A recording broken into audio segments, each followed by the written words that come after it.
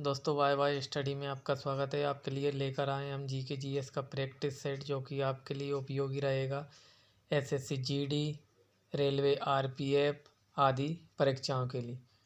तो आइए दोस्तों स्टार्ट करते हैं। पहला क्वेश्चन, समुद्र की सीपी किस कारण से सुनहरी दिखाई देती है?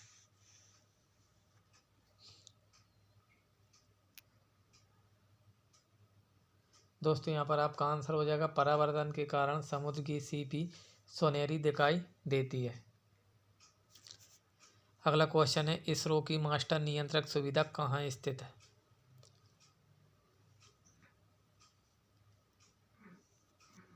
दोस्तों आपका आंसर हो जाएगा कर्नाटक में।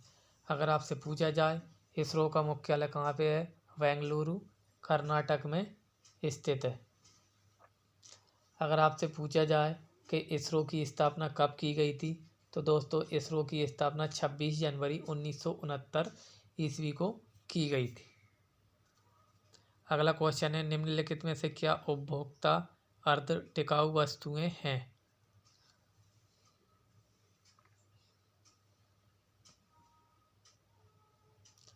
दोस्तों आपका आंसर हो जाएगा खाद्यान्न और अन्न खाद्य उत्पादन। अगला क्वेश्चन है दोस्तों, किस वर्ष में भाषाई आधार पर राज्यों का पुनर्गठन किया गया था?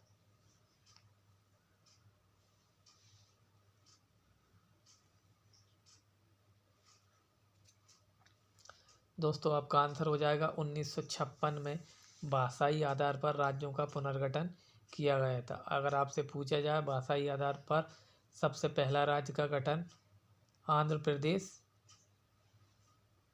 का किया गया था। अगला क्वेश्चन है, अखिल भारतीय सेवाओं के सृजन की शक्ति किसे प्राप्त है?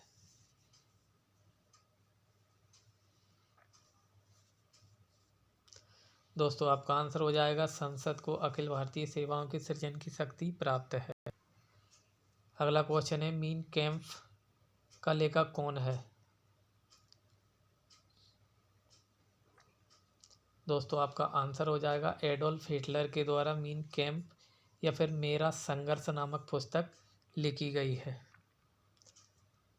अगला क्वेश्चन है दोस्तों, दिल्ली सल्तनत का राज्यकाल कब समाप्त हुआ? दोस्तों आपका आंसर हो जाएगा 1526 में, जब पानीपत का युद्ध इब्राहिम लोदी और बाबर के बीच हुआ था। तो इस युद्ध के हारने के बाद ही दिल्ली पर मुगल वंश की स्थापना हुई थी और मुगल वंश का संस्थापक बाबर था। अगर आपसे पूछ लिया जाए दोस्तों दिल्ली सल्तनत का वह पहला शासक कौन था जो युद्ध स्थल में मारा गया था, तो दोस्तों आपका आंसर हो जाएगा वो था इब्राहिम लोदी। अगला क्वेश्चन है दोस्तों, भारत की अंतकालीन संसद में कितने सदस्य थे?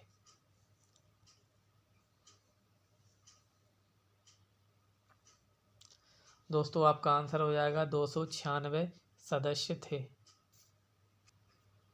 अगला क्वेश्चन है आपका, भारतीय संघ में नए राज्य की स्वीकृति कौन देता है?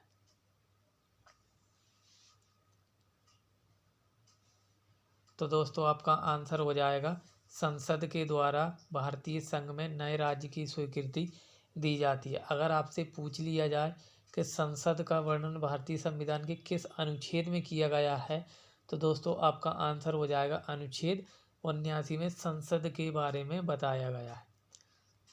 अगर आपसे पूछा जाए कि संसद कौन किस किस से मिलकर बनती है, तो दोस्तों आपका आंसर हो जाएगा राष्ट्रपति प्लस राज्यसभा प्लस लोकसभा।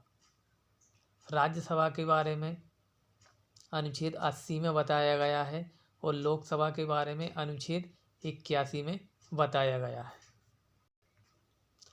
अगला क्वेश्चन है दोस्तों, भारत किसका सबसे बड़ा उत्पादक और निर्यातक है?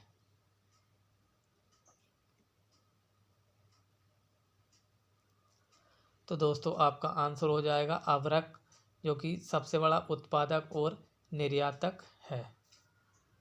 अबरख का उत्पादन अगर आपसे पूछ लिया जाए कौन से राज्य में होता है, तो दोस्तों आपका आंसर हो जाएगा आंध्र प्रदेश राज्य में अवरक का सबसे ज़्यादा उत्पादन होता है। अगला क्वेश्चन है, प्रचुर कैल्शियम वाली मृदा को क्या कहा जाता है?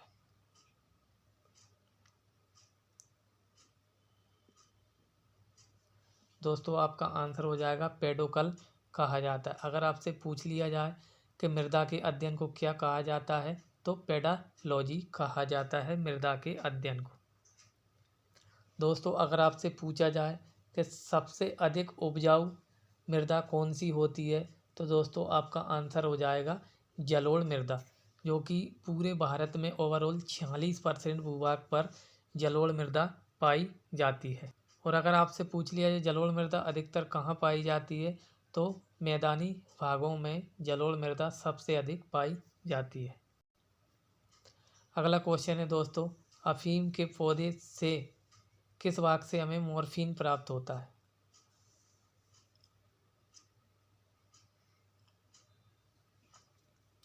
दोस्तों आपका आंसर हो जाएगा फल आवरण से हमें मॉर्फिन प्राप्त होता है। अगला क्वेश्चन है, निम्नलिखित में से क्या मृदा संरक्षण की जैव पद्धति है?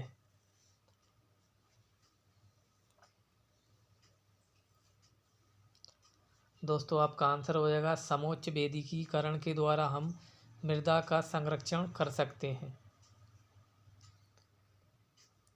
अगला क्वेश्चन है, ग्लूकोज किसका एक प्रकार है?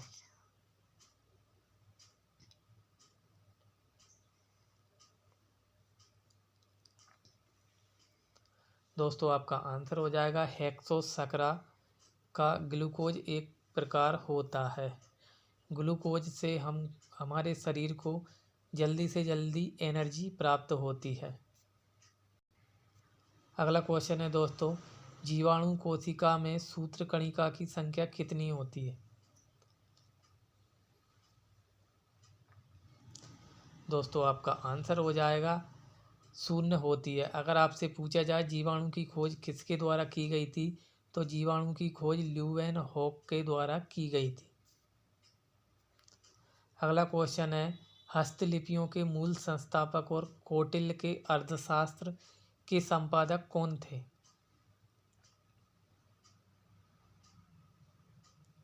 दोस्तों आपका आंसर हो जाएगा आर रामा शास्त्री थे।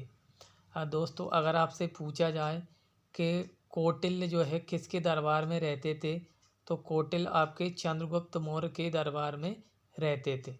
कौटिल्य का अन्य नाम चाणक्य या फिर विष्णुगुप्त भी इनको कहा जाता है। अगला क्वेश्चन है दोस्तों, निम्नलिखित में से कौन भारत का सबसे बड़ा जीवमंडल निचय है?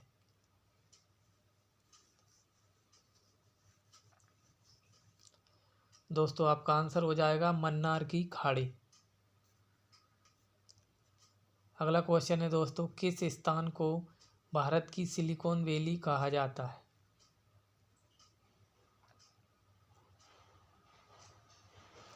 दोस्तों आपका आंसर हो जाएगा बेंगलुरु में।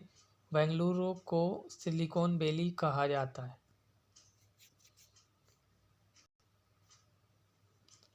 अगला क्वेश्चन है दोस्तों, टेलनेट का क्या तात्पर्य है?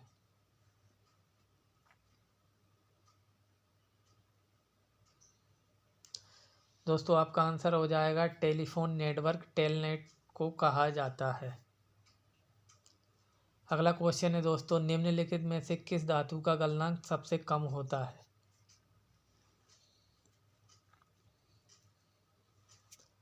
दोस्तों आपका आंसर हो जाएगा पारा का गलनांक सबसे कम होता है। तो दोस्तों आपको हमारी ये क्लास कैसी लगी, प्लीज़ लाइक और कमेंट करके बताएं और हमारे चैनल को सब्सक्राइब करें। तो दोस्तों आप अगर इसमें हमारे क्लास में कुछ चेंजेस करवाना चाहते हैं, जैसे कि अगर आपको क्लास टॉपिक वाइज चाहिए हो या फिर वन लाइनर चाहिए हो, तो आप हमें कमेंट करके बता सकते हैं। मिलते हैं दोस्तों अगली क्लास में। जय हिंद, जय भारत।